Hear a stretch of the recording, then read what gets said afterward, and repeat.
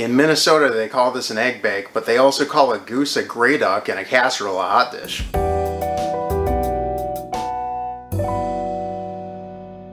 So we know how to scramble an egg. We know how to make scrambled eggs. We know how to make an American diner style omelet that's nice and fluffy with those layers of egg and butter. Let's do something else. Let's do something that takes a little bit more time, but not really a whole lot more effort. We're gonna make this and pretty much leave it in the fridge until tomorrow morning when we want to eat it. I still have a lot of pizza leftovers, so that's actually what I'm gonna make. And that's kind of how I like to cook. You get something for a recipe and maybe you don't use all of it, but figure out another way to use it. Breakfast dishes like this are great for using up ingredients. Strata, as far as I can figure out, is a layered dish. And I'm not sure if that pertains to any layered dish, but when we, at least in the US, say strata, we typically mean an egg strata. So we want to see some layers in there. Last time we used our 8-inch non-stick omelet pan for both our scrambled eggs and our omelets. This time, what I usually do is I usually use this 6.5-inch cast iron skillet. It works really nice, but so that you guys can see the layers, what I'm actually going to use is this glass bowl here, and this is too worn out to see. I'll put it right here. So I just like to start the dish, cut an English muffin in half, and that goes right down in there. And the other half, you can sort of break up and stick around the corners where it won't quite go. You can also do this with a slice of bread, leftover croissants maybe. Take one of the mushrooms from our pizza, cut that to whatever thickness you'd like. That's not enough to make a whole layer, so I'm gonna get another mushroom. And you can do this really as complicated or not as you want. You can shred some cheese over the top. I'm just gonna put some sandwich cheese on that layer. Swiss goes really well with the mushrooms. And then I want sort of thin slices of onion, as thin as you can make them. Don't worry about going overboard.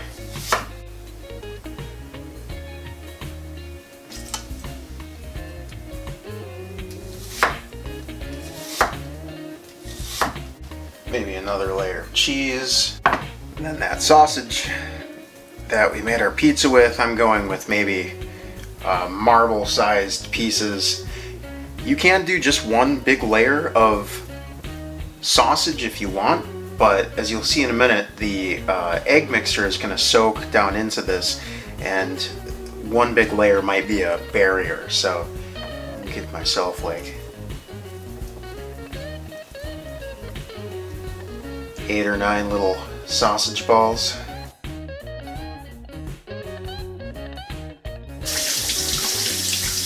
Two eggs, just like before. We may need a third one in this one. This is a little bigger than I'm used to making, but we'll try 2 first. As far as seasoning goes, there's plenty of seasoning in that Italian sausage, but if none of my stuff had any seasoning in it, I might throw some salt, maybe some oregano, really whatever you want, whatever you think is going to complement your strata. I think I'm going to go with 1 more egg. Whisk definitely helps, but is not completely necessary, as we found in previous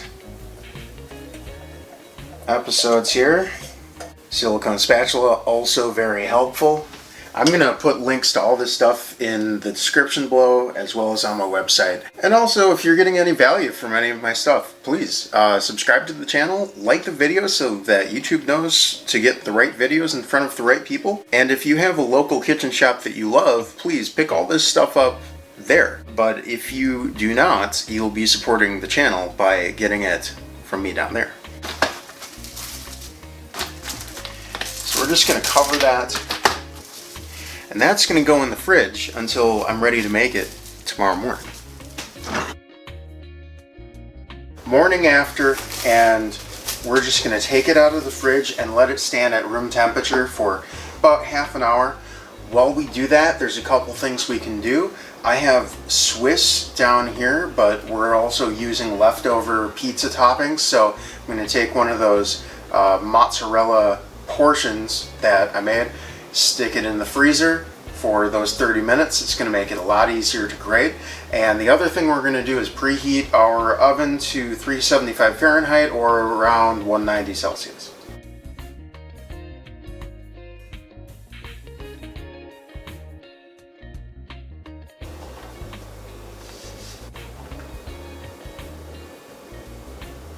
So it's rested now, and that egg has had a chance to soak into all those layers, especially that bread at the bottom. So with that fresh sprinkling of mozzarella, it's time to go in the oven.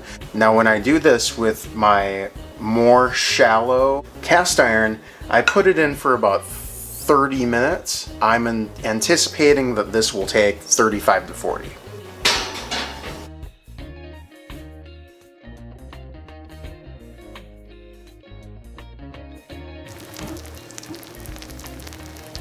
So a little more commitment than, let's say, the scrambled eggs or the omelet, but most of it is really inactive time, and it's very easy to put together. The only reason we need to let it rest in the fridge is to soak into that bread, but I promise you, this is going to be really worth it. But if you don't want to wait, if you don't want to put it in the fridge, check out my frittata video. That you don't need to set overnight.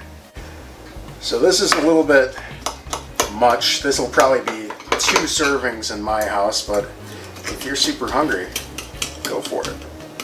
Let's see if we can get that out of there, but if we can't, no worries.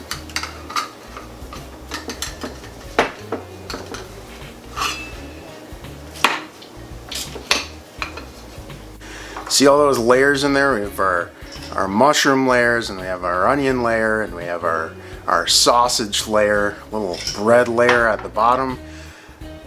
That's strata. That's the layers of sort of different things, all for breakfast and all delicious. Let's eat it.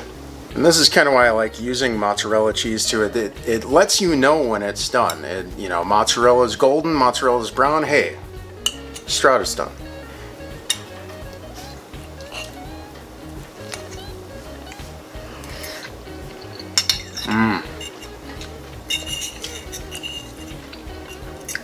Well worth the wait. The egg soaked into that bread. The flavors of our mushrooms and our sausage and onions have all sort of married in there. Swiss is a nice balance. Mozzarella on top. It's nice and chewy. Love it. Alright guys, that's probably the end of our beaten egg series. If you want other beaten egg recipes, I probably have a few others on the channel. There's the frittata, there's also the carbonara and the fried rice.